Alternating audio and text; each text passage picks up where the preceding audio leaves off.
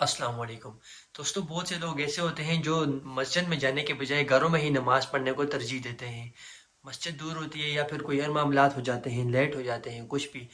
तो ऐसे मामले में नबी करीम सल्लल्लाहु अलैहि वसल्लम ने क्या फरमाया है, आइए जानते हैं। मेरे पास है फ़ज़ाइल माल की बुक, पेज नंबर 370।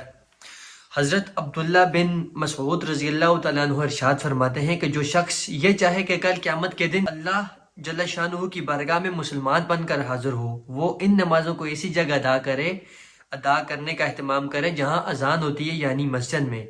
इसलिए कि हक तआला शानुहु ने तुम्हारे नबी सल्लल्लाहु अलैहि वसल्लम के लिए ऐसी सुन्नतें जारी फरमाई हैं जो सरासर हिदायत हैं। इनमें से ये जमात की नमाजें भी हैं। अगर तुम लोग अपने घरों में नमाज पढ़ने लगोगे जैसा कि फलां शख्स पढ़ता है, तो नबी करीम सल्लल्लाहु अलैहि वसल्लम की सुन्नत को छोड़ने वाले बनोगे। और ये समझ लो कि अगर नबी करीम सल्लल्लाहु अलैहि वसल्लम की सुन्नत को छोड़ दोगे तो गुमराह हो जाओगे बेशक। और जो शख्स अच्छी तरह वजू करे, इसके बाद मस्जिद की तरफ जाए, तो हर हर कदम पर एक एक नेकी लिखी जाएगी और एक एक खता माफ़ हो जाएगी। और हम तो अपना ये हाल देखते हैं कि जो शख्स खुल्लम खुल्ला मुनाफिक हो वो तो जमात से रह जाता है, वरना हुजूर सल्लल्लाहु अलैहि वसल्लम के ज़माने में आम मुनाफिकों की भी जमात छोड़ने की हिम्मत ना होती थी, या कोई शख्स बीमार, वरना जो शख्स आदमियों के सहारे घसीटता हुआ जा सकता था वो भी सफ में खड़ा कर दिया जाता था। सहाबा कराम रज़ी अल्लाह तआला अन्हुम अजमाइन के यहाँ जमात का इस कदर एहतमाम था कि अगर बीमार भी किसी तरह जमात में जा सकता तो वो भी जाकर शरीक हो जाता था, चाहे दो आदमियों के को खींच कर ले जाने की नौबत आती हो।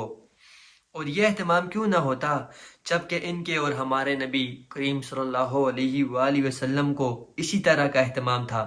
चुनांचा हुजूर अक़दस सल्लल्लाहु अलैहि वसल्लम के मर्ज़ुल वफ़ात में यही सूरत पेश आई कि मर्ज की शिद्दत की वजह से बार बार गशी होती थी और कई कई दफ़ा वज़ू का पानी तलब फरमाते थे। हर एक मरतबा हुजूर वज़ू फरमाया और हज़रत अब्बास रज़ी अल्लाह तआला अन्हो और एक दूसरे सहाबी रज़ी अल्लाह तआला अन्हो के सहारे से मस्जिद में तशरीफ़ ले गए कि ज़मीन पर पाँव अच्छी तरह नहीं जमते थे। हज़रत अबू बकर रज़ियल्लाहु तआला अन्हो ने तामील इरशाद में नमाज पढ़ना शुरू कर दी थी। हुजूर सल्लल्लाहु अलैहि वसल्लम जाकर नमाज में शरीक हुए।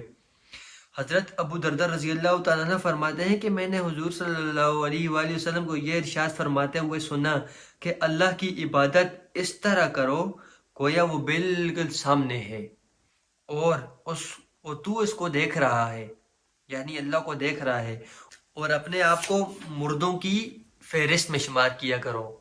जिंदों में अपने को समझ ही नहीं कि फिर ना किसी बात की खुशी ना किसी बात का रंज, और मजलूम की बददुआ से अपने को बचा।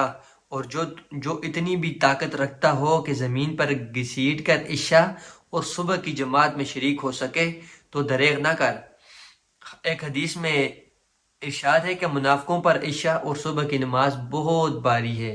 अगर इनको ये मालूम हो जाता कि जमात में कितना सवाब है तो ज़मीन पर घिसट कर जाते और जमात से इनको पढ़ते।